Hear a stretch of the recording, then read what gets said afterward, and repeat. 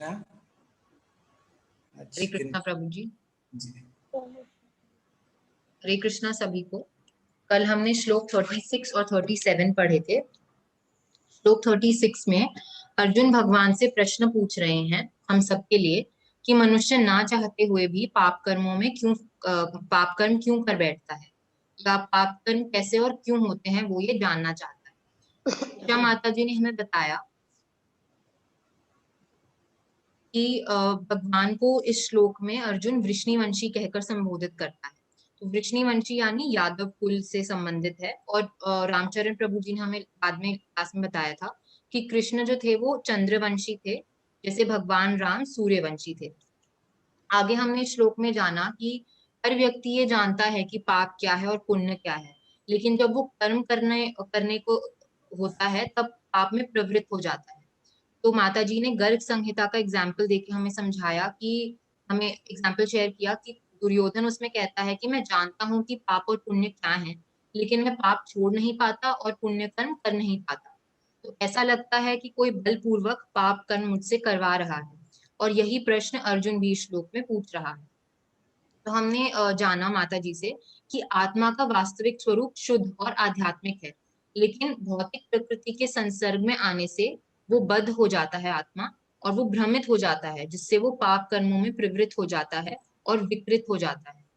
तो प्रभु जी ने हमें इसको एग्जाम्पल के माध्यम से समझाया कि जैसे जब बच्चा पैदा होता है तब वो शुद्ध होता है, लेकिन बड़े होते होते कलुषित हो जाता है, क्योंकि उसको जो दी हुई सीख होती है अपने पेरेंट्स से, अपने आस पड़ोस के लोगों से, या उसके खुद के एक्सपीरियंसेस जो होते हैं उसके साथ, उसके कारण वो बड़े होते होते कलुषित हो जाता है।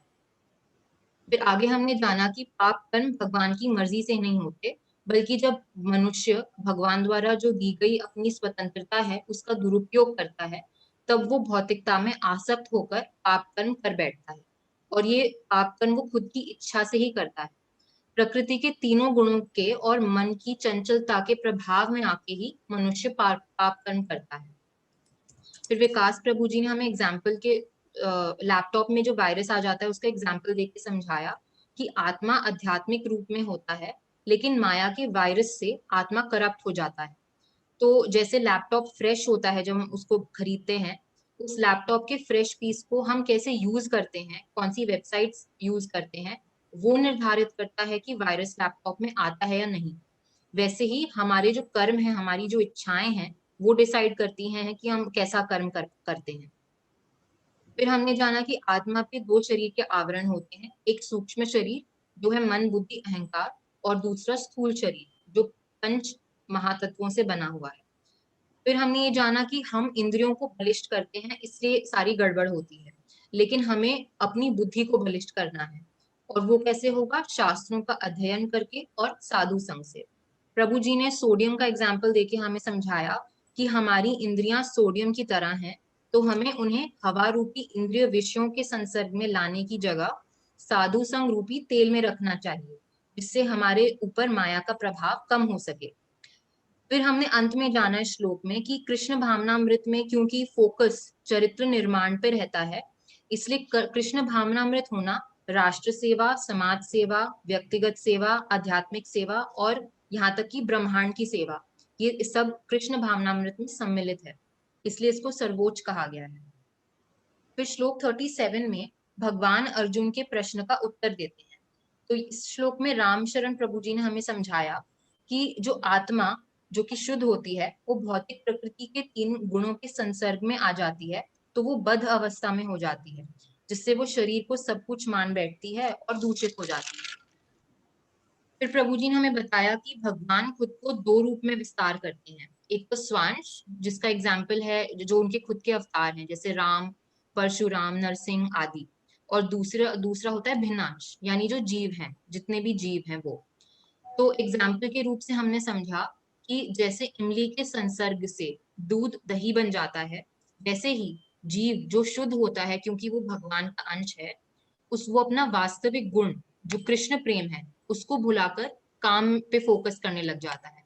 तो उसका जो फोकस है वो कृष्ण प्रेम से हटकर काम में बदल जाता है। जब वो कामनाएं उसकी पूरी नहीं होती तो उसको क्रोध आता है, तो क्रोध उत्पन्न होता है और क्रोध से मोह उत्पन्न होता है। तो जब जीवात्मा रजोगुण के संसर्ग में आता है तब ये तीन काम, क्रोध और मोह उत्पन्न होते हैं, और इससे क्या होता है, जीव 84 लाख योनियों में फंसा रह जाता है। फिर आगे प्रभुपाद जी ने स्पष्ट रूप से श्लोक के तात्पर्य में लिखा है कि काम ही जीवात्मा का सबसे बड़ा शत्रु है, जो भौतिक संसार में जीव को फंसे रहने के लिए प्रेरित करता है। तो इसका सोल्यूशन क्या है? कर्म रजोगुण और तमोगुण में ना करके सतोगुण यानी आध्यात्मिक कार्यों को करना, कृष्ण भावनामृत में कर्म करना। उससे क्या होगा, मनुष्य को इस संसार में फंसने से बचाया जा सकता है।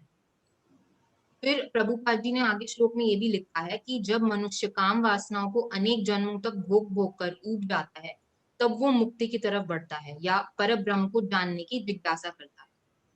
फिर रामशरण प्रभु जी ने हमें हनुमान जी का एग्जाम्पल देके समझाया कि क्रोध करना हमेशा गलत नहीं होता। भगवान की भक्ति के लिए या भगवान के कार्यों के लिए अगर क्रोध करें तो वो एक्सेप्टेबल है।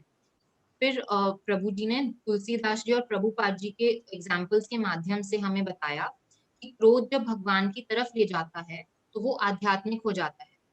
तो भगवान इस श्लोक में अर्जुन को यही बोल रहे हैं कि तुम क्रोध युद्ध करो, अपने शत्रुओं पर क्रोध करो। क्यों? क्योंकि किस लिए? भगवान को प्रसन्न करने के लिए। तो वो आध्यात्मिक हो जाएगा। तो इस श्लोक से हमने ये सीखा कि जब काम और क्रोध कृष्ण भावनामृत में आगे बढ़ने के लिए यूज किए जाते हैं तो वो शत्रु ना रहकर हमारे मित्र बन जाते हैं। लेकिन उन्हीं को अगर हम भौतिकता में या रजोगुण में यूज करते हैं तो संसार में और गहराई से फंसने का वो कारण बन जाते हैं। तो रामशरण प्रभु जी ने काम क्रोध को भगवान की तरफ कैसे मोड़ सकते हैं उसका हमें एकमात्र तरीका बताया, जो है साधु संग, शास्त्र अध्ययन और निरंतर हरे कृष्ण महामंत्र का जाप करना। हरि बोल प्रभु जी। बहुत सुंदर स्तुति। तो जो भी समराइज करते हैं उनके लिए मैं स्तुति ने जो आज किया अच्छा वो आपके बीच पे रख रहा हूँ।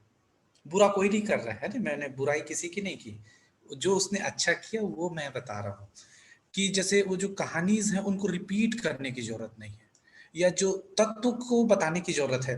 लेकिन जो जैसे अभी उसने स्तुति ने बहुत सुंदर बोला कि प्रभुपाद और गोस्वामी तुलसीदास महाराज जी की कहानी के माध्यम से क्या तत्व बताया था वो उनने रखा। अब पूरा फिर से उस कहानी को रिपीट करने की जरूरत नहीं पड़ी। तो हम जो सुना है वो समझ गया सारी चीजों को, है ना, रिवाइज कर लिया कि सारी बातें। तो जो भी समराइज करता है इस तरीके से हम लोग करके बहुत अच्छे से कर सकते हैं ना। हरे कृष्ण, हरि बोल।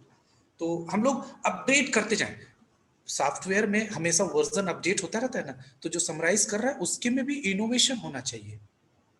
जो भी काम कर रहे हैं उसमें इनोवेशन होना चाहिए। हर बार आप लोग कुछ नया चीज करके उसको कीजिए, एक जैसा नहीं। मोनोटोनस में फिर लोग बोलते हैं ना कोलगेट है तो नमक बोलता है, कुछ नहीं डालता, वो नमक वाला नमक कोलगेट बोलता है। फिर दूसरे टाइप वो फिर बोलता है कि मिंट वाला है, करता कुछ नहीं, वही फैक्ट्री वही कुछ नहीं करता वो, केवल एक बार को। आप लोग भी तत्व को